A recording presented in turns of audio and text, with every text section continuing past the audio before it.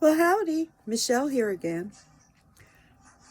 Well, I used to eat potato chips like all the time, and it drove me crazy. I love chips.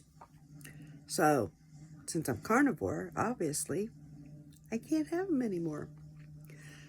So, I started making these.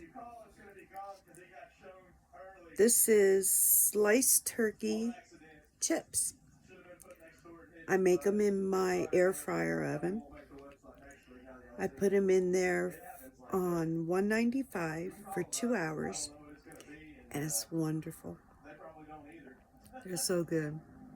You can salt them a little if you want, or what have you.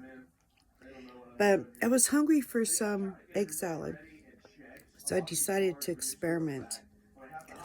And so I did. I mean, there's 2 eggs there.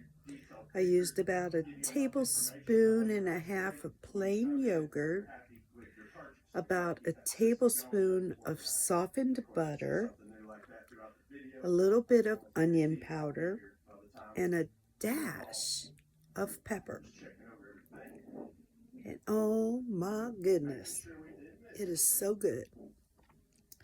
So, what I did was I took my chips and I made me some egg salad, carnivore egg salad, no less.